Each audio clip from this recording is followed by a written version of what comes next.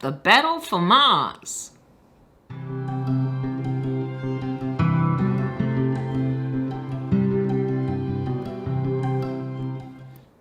G'day to all you lovely people and welcome back to my channel.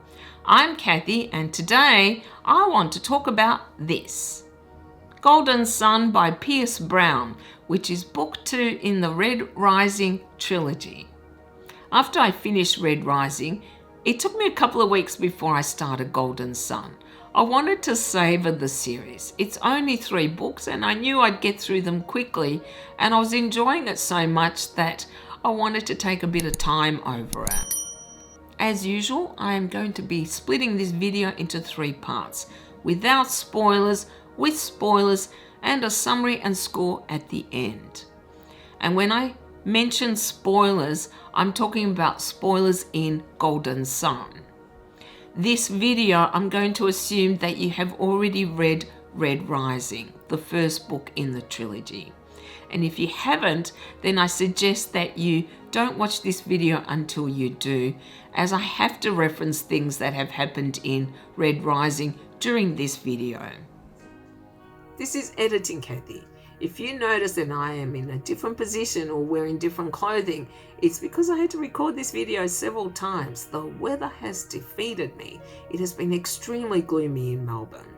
Oh, the trials and tribulations of being a YouTuber. Okay, let's get started. I flew through this one. Really, I could not put it down. And immediately after I finished it, I started Morning Star, the concluding book in the trilogy. This is a jam-packed book. There was so much going on, and it was quite different actually to Red Rising. Red Rising predominantly took place at the Institute, the, I guess, high school for girls, though it resembles no other high school that I know of. This book, however, takes place in the world of Mars. The major plot of Golden Sun is the governorship of Mars. Up to now, Mars has been ruled by House Augustus, by the father of Mustang and the Jackal.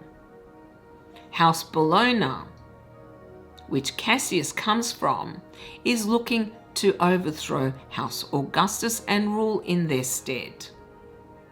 That's the major plot. A subplot involves Darrow and his position in Gold Society. His fate, really, after the events that took place in Book 1, where he succeeded at the Institute, he had his pick of positions, and he chose to work with the Arch-Governor of Mars, Augustus, the man who ordered the death of his wife. We cannot forget that. When we start off the book, several years have passed, and Darrow is still working for House Augustus. And the very beginning of the book, he is at an academy, which I'm assuming is similar to university level education compared to the Institute, which is more like high school. And right at the beginning, he is in the midst of the final battle at the academy. And his opponent is Carnus, the older brother of Cassius of House Bologna. So this battle is critical as a result of what happens at the academy, and I'm not going to tell you what does happen, though you will find out very soon in the book because it happens very early on. Augustus is looking to sell Darrow's contract to the highest bidder, which means that Darrow's status in Gold Society is lowered. His position in Gold Society is now at risk. His life is also at risk because House Bologna, Cassius' family, is holding a vendetta against him, that's what I call it, for killing their youngest son. I've already said how hypocritical this is because every child who attended at the Institute and survived had to kill someone in order to compete at their games. But that makes no difference to House Bologna. And in fact, they really reminded me of a mafia family that will just not forgive any slight, no matter how illogical it is for them to hold a grudge. Their son killed someone else's child as well, but hey, that doesn't matter.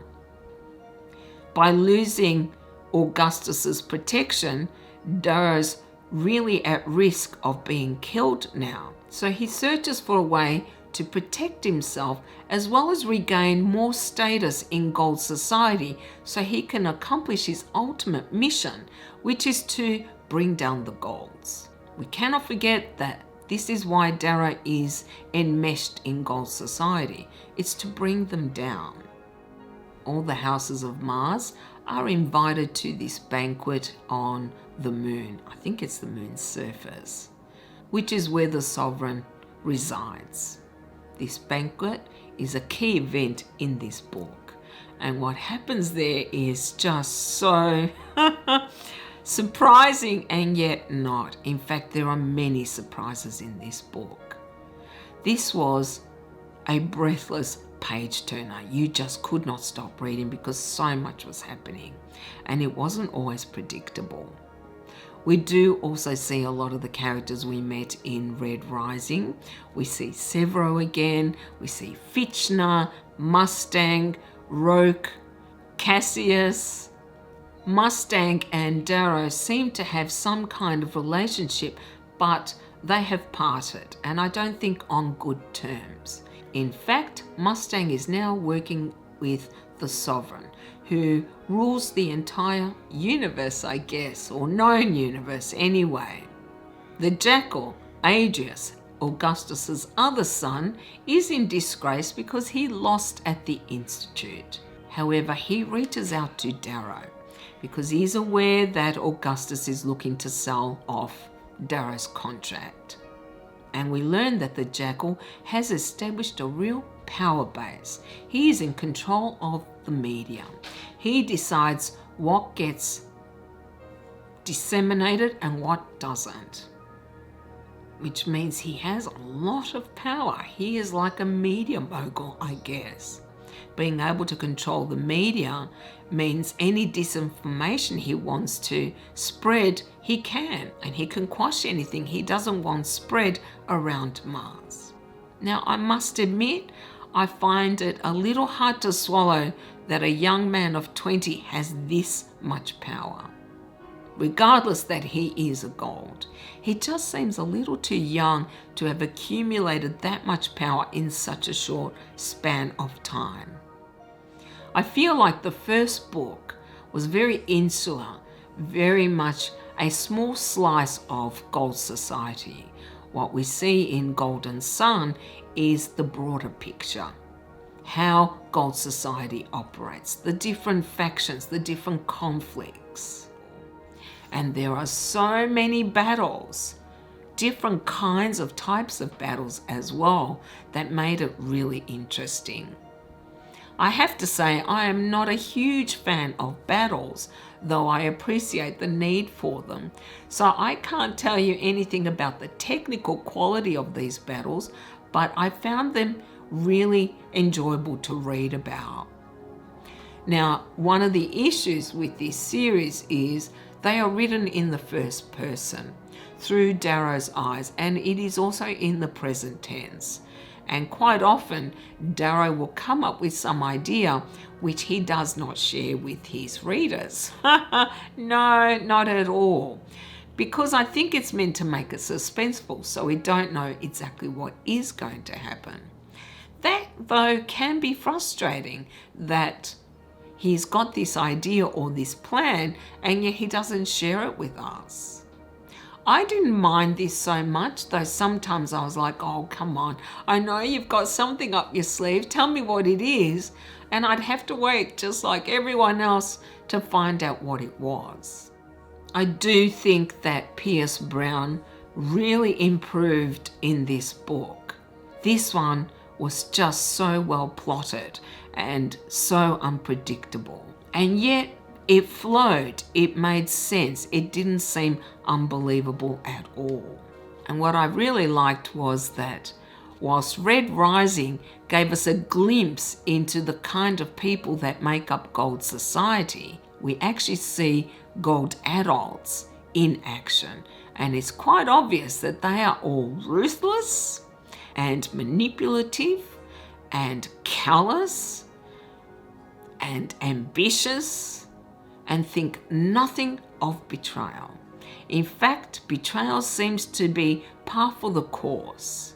And for someone like Darrow, who grew up a Red, where family is everything, it's quite alien to him. But Darrow himself has matured so much since the first book, I feel. He's still a very young man. I think he's in his late teens or early 20s.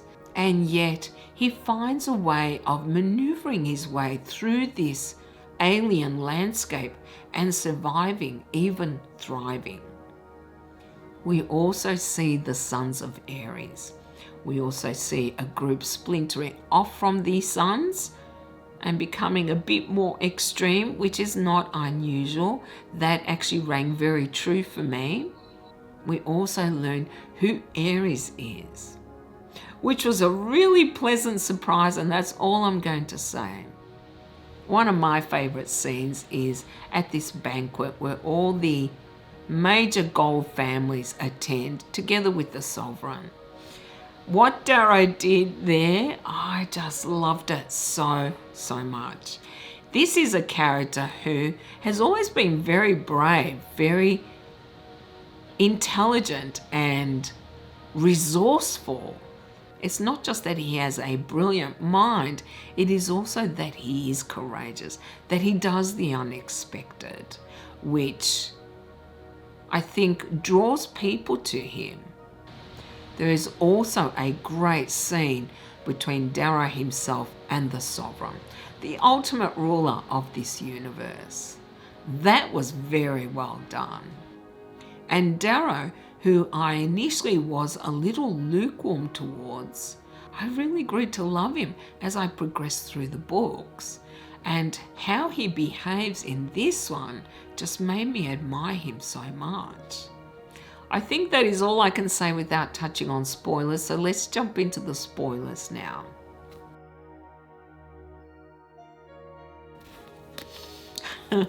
Where to start? Okay. In the initial battle at the academy, I was actually not surprised that Darrow lost. I thought he was bound to at some point. But to find out that the Sovereign helped the Bolognas to succeed, that really bugged the crap out of me actually. I thought, wow, they all cheat. There is no integrity in any of them. Really, in none of them at all.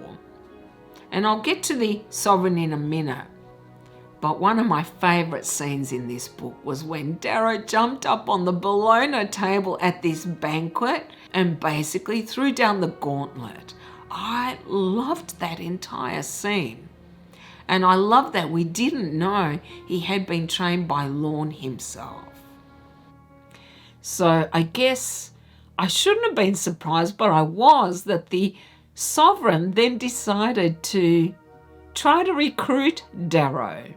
And we learn that she was actually plotting to wipe out House Augustus. Wow, yeah. That kind of blew me away. I did not expect that. And if anything, that is what we really learn in this book, just how power hungry all the Golds seem to be. This fight for the governorship of Mars hasn't to do with Augustus not doing a good job. It is about somebody else seeking power. And even though some of the other Gold students like Mustang, Rogue, Tactus think that Darrow is all about power, clearly they don't understand him. They don't know his history. They don't know that he's a Red and that he has another purpose, which is to bring down the Golds. And there is some discussion in this book about how power does corrupt, which we all know, right? But Lorne, which was a wonderful character, I really liked his character actually. He is this very famous blade master, I guess, who has turned his back on his fame. He has no interest in continuing his warmongering, I guess. I think it shows that not all Golds are equally obsessed with power, that some of them have become disillusioned, perhaps are tired of war, perhaps are tired of killing. Lorne seems to be one of them, though his first instinct is always to kill. He killed Tactus, but I really liked what Darrow said to him, that he wished he hadn't done that, that up to now Lorne had been teaching him about the razor, but perhaps Darrow had something to teach him, that sometimes it isn't necessary to kill, that he could have given Tactus another chance. And I just love that Lorne acknowledged that at the end, that Darrow was right on that. It did seem to me that some of these traits that Darrow had inherited being a red, such as loyalty, such as compassion, he might be able to teach other Golds, not all, but some. And he certainly seemed to inspire loyalty in some of the Golds that he was working with, that worked under him. People like Victra, who is a completely new character that we meet. I think she is Antonia's sister. I don't know about you, but I loathe Antonia from the first book. But she is a different kind of character, and yet there's always suspicion with the Golds. You can never take anything they say on faith, because they quite easily will stab you in the back. This society is so messed up, if you ask me. It is all about power, gaining power, retaining power, and doing anything, because nothing is disallowed in this society if it will gain you power. Gold society is not just corrupt, it is diseased. They care nothing about wiping entire families, including little children. Wow, yeah, I mean, that just blew me away. They killed kids as well. They have no compunction, no compassion. All they care about is gaining power or retaining power at whatever cost. And all the kids that we met at the Institute have their parents as examples, so of course they behave the same way. Some of the things that the Golds did were just so appalling. It is hard to admire a group that is this ruthless. I frankly did not like the Sovereign. She comes across as a power-mad tyrant, and doesn't it say everything that she actually killed her own father because he was a tyrant, and yet she is as well. One of the major battles in this book is trying to get everyone out of House Augustus, which Darrow does with the help of Severo and the Howlers. I was so glad to see Severo. He is definitely a favourite character of mine.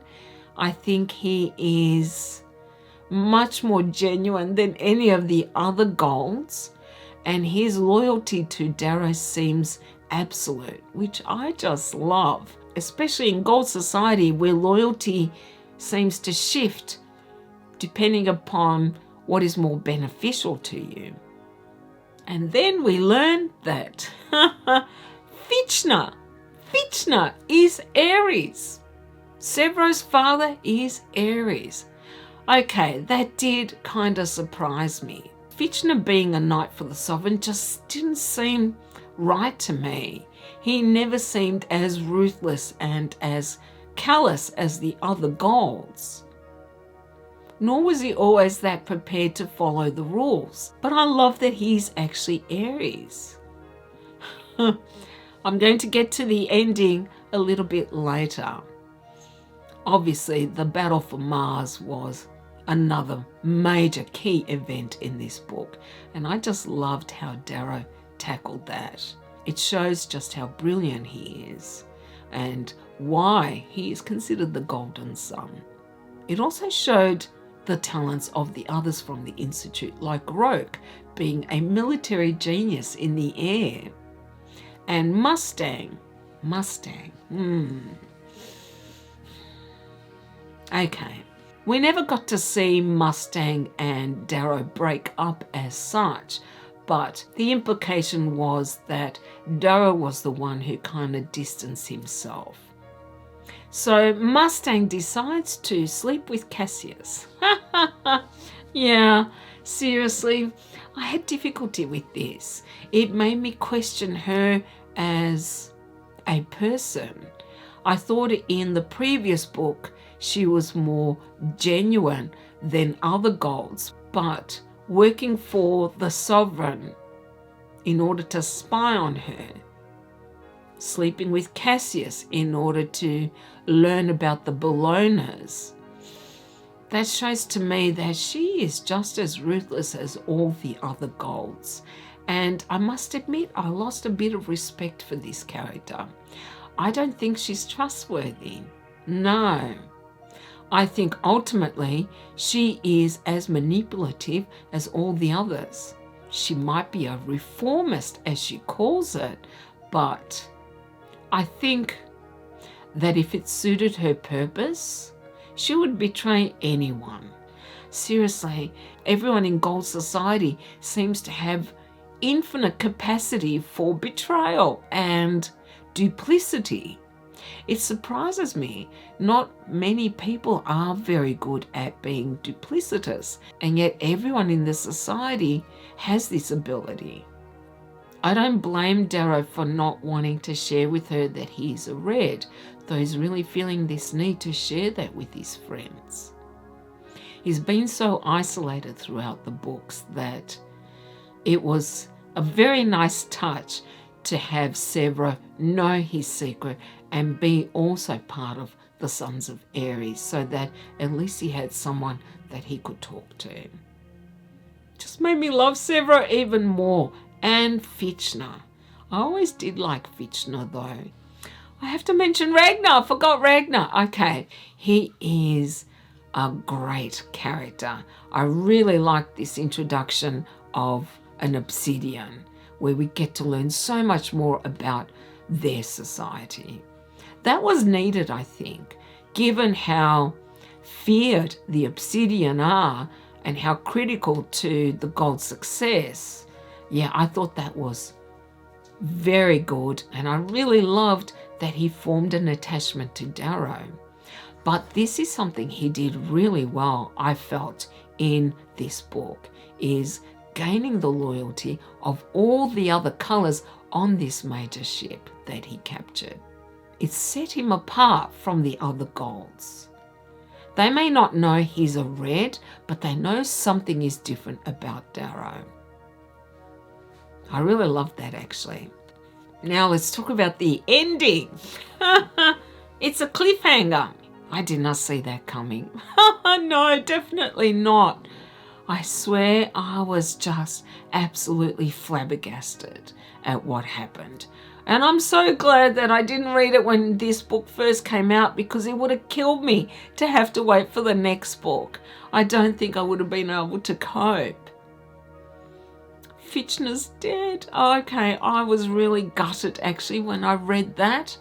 But more, I was really, really upset that Roke betrayed him and that Lorne was killed. God. Honestly, this one was like a punch to the gut. I could not believe it ended like that. I mean, I knew something bad was going to happen. I just didn't expect that. Oh, wow. It was a great ending, though, I have to admit. Let's summarize. I loved Golden Sun. I absolutely loved it. I flew through this. And as soon as I finished, because it ended on a cliffhanger, I jumped into Morning Star immediately.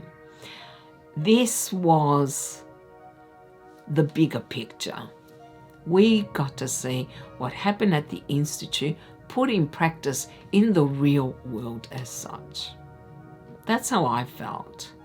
And we learnt so much more about the bigger picture, about how Gold Society actually operates. We also got to find out who Aries is. I don't really have many criticisms of this book. The only thing, again, that I felt was a little lacking is more interaction with the other colours. I still want to know a lot more about their societies. And I don't feel we saw that progress all that much, though we did learn about the obsidians. Yeah, that was awesome. Other than that, I love this book. Yeah, I really did. In fact, I love the entire series so much, I bought them all in hardcover, which I think says a lot, don't you? Anyway, I highly recommend Golden Sun. If you liked Red Rising, you are going to love Golden Sun. I know some people call this a big step up. I think it is an improvement, definitely, but I loved the first book as well. I highly recommend it if you love convoluted plots, twists, turns, unpredictable plots, and if you like seeing one young man's rise in this horrific society, then I think you will love Golden Sun. As for a score, I already know what I'm going to give this. I am giving Golden Sun 8.5 out of 10. Well, that is all I have for you guys today. Let me know if you have read Golden Sun and what your thoughts are on it. You know, I would love to hear your opinions. I love discussing these books. And if you haven't read it, let me know if I've inspired you to read it. Anyway, thank you all so very much for watching. I hope you enjoyed this video, and if you did, then you can do the usual. You can like, comment and subscribe if you haven't already, as it helps my channel to grow. I hope you all have a beautiful day, and I'll see you next time. Bye!